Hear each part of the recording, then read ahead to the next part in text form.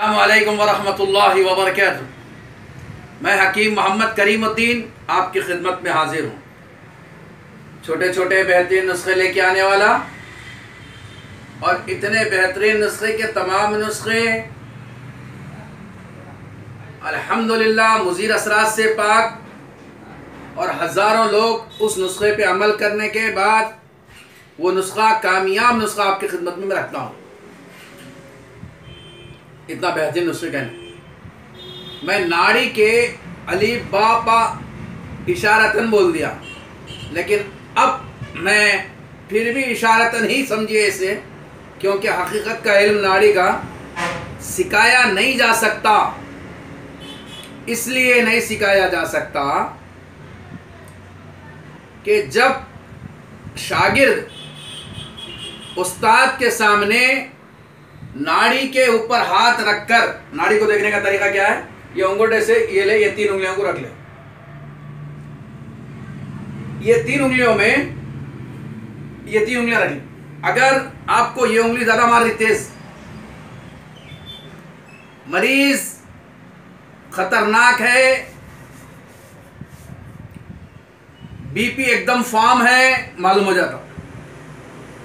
ये 3 उंगलियां ये इस अंदाज से रखें, और ये याद रखें, ये 3 उंगलियां रखने के बाद में 3 उंगलियों की हरकत लिखते चले जाएं। एक बेल की आवाज, आप बच्चे के हाथ नाड़ी पे हाथ रखेंगे और बीमार के हाथ पे हाथ रखेंगे तो सेम रहेंगी आवाज। बच्चे का पहला घंटी और दूसरी घंटी में छन की जो आवाज है वो एकदम झटके वाली रहती, और जब कभी खत्म हो जाती। लेकिन बीमार की एक के बाद सेकंड जो मारती वो जरा तेज मारती। इसको लिखिए, नोट करें।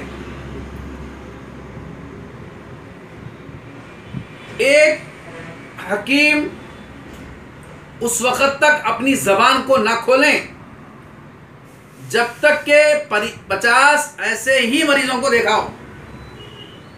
अब मसलन दिल के अमराज के 50 मरीजों को देखा और उसको नाड़ी का इल्म मालूम हो चुका है, और चेहरे की कैफियत से भी जान लिया होने के ये आवाज़ है, इसमें समंदर की लहर है, झटके नहीं है, सांस की लहर है, झटके नहीं है, ये दिल का अमराज है।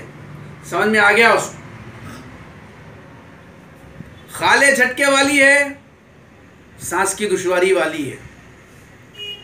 अब बलगमी नाड़ी, ये जो पीछे का हिस्सा, ये 3 रख दिया आप हाथ। अगर ये मार रही नाड़ी आपको, आप रखने के बाद ये मार रही, अगर आप शहादत की ऐसा रखे, आप शहादत की उंगली यहाँ रखे, पहले शहादत की उंगली रखें, अगर ये मार रही यानी ये उंगली, अगर आप शहादत की उंगली को अंगूठे के पास से रखें और ये उंगली मार रही है ज़्यादा, तो बलगमी है, सीना कच्चा है, फसलियाँ कच्चे हैं, ये याद रख लें। अगर आपको ये मार रही ज़्यादा, तो आप ये समझ लें कि मरीज का हाजिमे का निज़ाम ख़राब है।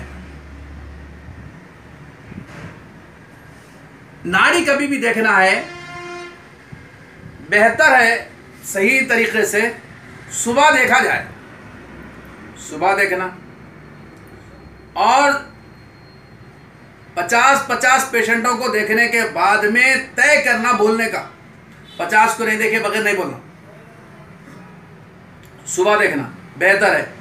और अच्छी तरीके से याद रख लीजिए कि आप पहले नाड़ी को आसानी से पहले परख लेते हैं। कब? कम से कम आप नाड़ी पे हाथ रखें, 5 सेकंड से लेके 30 सेकंड तक हाथ रखना, उससे पहले नहीं बोलना। 3 सेकंड में हाथ रख के नहीं बोलना। और ये यूनानी अतिब्बा ये खाए वो खाए बोल के बोले नहीं, और बोलते भी नहीं। सीने के अमराज नाड़ी से मालूम होते हैं, हाजिमा का निज़ाम मालूम होता, और बॉडी पेन्स मालूम होते। ये 3 मालूम होते नाड़ी से। और उसके अलावा भी चलन से वगैरह से अच्छी चीज़ें पहचान ले सकते हैं। मैंने आपको पहले वीडियो में कहा है, नाड़ी का पहला वीडियो में। जब कोई मरीज दवाखाने में दाखिल हो जाए, शफाखाने में आ जाए, फौरी नाड़ी पे हाथ नहीं रखना, फौरी नहीं रखना, क्योंकि बीपी बताती। आप अरे बीपी है क्या मरीज को, फौरी नहीं, कम से कम उसको आधा घंटा बिठा देना मरीज को। इत्मीनान से जब बैठे उस वक्त हाथ रखना नाड़ी का अच्छा इल्म आप सीखना चाहते हैं और आवाज़ को नोट करना चाहते हैं, थर्मामीटर वो लगा ले, कान का आला क्या बोलते हैं उसको, स्कोप बोलते, सेटोस्कोप बोलते, मेरे पास तो रहता नहीं वो लगा ले, लगा के उसमें आवाज़ नोट करें। मैं तकरीबन 82 से लेके 92 से लेके 96 तक 2-4 किताबें लिख दिया, मैं कापियां लिख दिया नाड़ी के ऊपर। आखिर में जब पूरे कापियों को देखा, समझ में नहीं आया, फाड़ दिया, जला दिया, इसलिए कि बोल नहीं है, नाड़ी के बोल नहीं है। और मैं जान लिया अल्हम्दुलिल्लाह, मेरे को मालूम हो गया कि नाड़ी ऐसे देखने से नहीं मालूम। अभी भी अल्हम्दुलिल्लाह कई लोग, कई मेरे चाहने वाले हैं, ऐसे कई चाहने वाले हैं, वो लोग बोलते नहीं, बात नहीं करते, हमें आके आप दे दे, हकीम साहब बोलो, मैं बोलता हूँ हकीम साहब अब क्या करना, मैं बोला ये करना। तो आपको मैं कह रहा हूँ कि आप ये देखें और एक बात अच्छी तरीके से याद रखें, ज़हन नशीन कर लें इस बात को। आपको पूरा यकीन हो जाना कि अब मैं जो लफ्ज़ अदा कर रहा हूँ वो सही है, उस वक्त बोलना, नहीं तो हकीम की हवा उतर जाती और खाली परेशान हो जाता। लिहाजे में ये रखें। और एक बात याद रखो, मैं जो घरेलू चुटकुले कहता हूँ वो चुटकुले इस्तेमाल करो, मरीज़ों को बोलो, और उसके बाद आपकी दवा, जो भी दवा आप देना चाह रहे हैं, जो भी गोलियाँ देना चाह रहे हैं, जैसा ही बना लिया आप गोलियाँ, वो बाद में दीजिए, पहले ये, बाद में ये। और एक बात अच्छी तरीके से याद रखो, खान पान को बदल दो, जो खाने का निज़ाम है उसका, मरीज़ का, वो निज़ाम को बदल दो, दूसरा निज़ाम डाल दो उसके सामने, बस खुद ही मरीज़ आपके सामने दौड़ता हुआ, हंसता हुआ आएगा। मुझे अल्लाह की ज़ात से उम्मीद है। मैंने अपनी ज़िंदगी में कई ऐसे मरीज़ों को देखा, उनका निज़ाम बदला दिया, खाने पीने का निज़ाम बदला दिया, और ख़ुसूसी तेल को बदला दिया। तेल डेंजर है, तेल को बदला दिया। और हर तेल में अलसी के तेल को इस्तेमाल करो। बोलो कुछ नहीं, 3-4 किलो अलसी लेके कहीं भी मिला है, छोटे छोटे गलियों में भी आजकल मिल है तेल की मिल, 3 किलो लेके तो 1 किलो डाल के 1 किलो अलसी निकल, 1 किलो तेल बना के देता, सालन में इस्तेमाल करो, अल्हम्दुलिल्लाह बीमारी ख़त्म। ये तेल इस्तेमाल करो, ये तेल खा लो, ये तेल को देखो और हाजमे के निज़ाम को बदल दो, इंशाअल्लाह फ़ायदा होगा। याद रहे, मैं छोटी सी हिकमत, टेढ़ी की बिंगी की, लेकिन पक्की सही कहता हूँ, और मेरे घरेलू नुस्खे आप कम से कम 140 वीडियोस हो रहे हैं। एक में जो है हकीम मोहम्मद करीमुद्दीन, मेरा एक चैनल है, उसमें आपको 80 वीडियोस मिल जाएंगे, और ये वीडियो में आपको लगभग 60 वीडियोस मिल जाएंगे, एक दो कम 60 ऐसा वीडियोस मिल जाएंगे। ये वीडियोस वो वीडियोस देख लिए आप, घरेलू चुटकुलों के ज़रिए से, अपनी हिकमत से अल्हम्दुलिल्लाह आप कदम बढ़ा सकते हैं, तिब के मैदान में आ सकते हैं और लोगों को रहनुमाई कर सकते हैं। कम से कम हकीमी नहीं भी करे, आप कम से कम गाइडेंस दे सकते, देखो ये है। हकीमों के लिए ही ये मैं जो है चैनल बनाया हूँ, और ये हकीम मोहम्मद MOHD है खाली, करीमुद्दीन। आप मार दिए हैं यूट्यूब पे तो अल्हम्दुलिल्लाह ये वीडियोस आ जाएंगे आपके। मैं आपकी खिदमत में आ जाऊंगा और आपके लिए बेहतरीन वीडियोस, छोटे छोटे नुस्खे कहते जाऊंगा। ये बेहतरीन नुस्खे आपकी खिदमत में।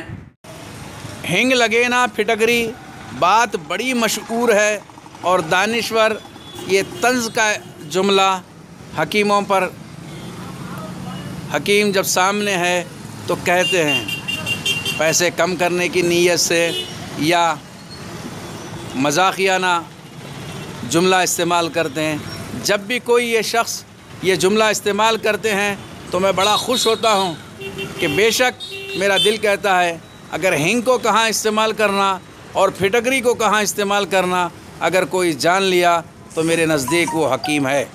और एक बात अच्छी तरीक़े से ज़हन नशीन कर लीजिए कि पेट की गर्मी, जिस्म की गर्मी या जिस्म की सर्दी अगर कोई शख्स जान लिया तो वो मेरे नज़दीक हकीम है। हिंग और फिटकरी को कहाँ इस्तेमाल करना और मरीज़ को के जिस्म को देखकर अगर कोई शख्स ये जान लिया कि इसका जिस्म सर्द है या गर्म है तो मेरे नज़दीक वो हकीम है। नाड़ी के ऊपर 3 उंगलियां रखकर कहना अच्छी बात है, लेकिन मैं तो नाड़ी पे अक्सर एक ही उंगली रखता हूँ, बाज़ औक़ात में 2 और कभी कभी 3 उंगलियां रखता हूँ।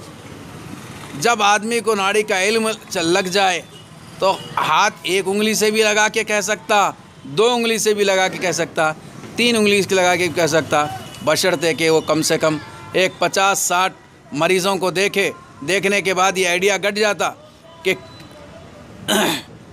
ये फ़लाना ये मर्ज़ है। आपको 100% यकीन होता, यकीन की बुनियाद पे आप कहते कि तुझे ये मर्ज़ है। और नाड़ी का इल्म आप अगर सीखना चाहते हैं तो पहले मेरा पहला वीडियो भी देखें, फिर ये वीडियो भी देखें, दोनों को कंपेयर करें। कंपेयर करके आप अपने हकीकत पर आ जाएं। याद रहे मैं आपका क़दरदान हूँ, आपकी हिकमत को नूर चढ़ाने वाला आदमी हूँ। अब आपके लिए ज़रूरी है कि मेरे लिए भी मर्दाना कमज़ोरी की शिकायत अगर कोई आपसे करें तो मेरे पास भेजिए, इंशाअल्लाह सही इलाज होगा। और मुझे यकीन है कि मर्दाना कमज़ोरी का इलाज, अज़ू की शक्ल को बदलने का इलाज हमारे अलावा दूसरी जगह नहीं है। इतना यकीन है मुझे, इस यकीन की बुनियाद पे कहता हूँ, क्योंकि मेरे उस्ताद जब ये मुझे इल्म सिखाते वक्त कह दिए कि ये इल्म तेरे पास है।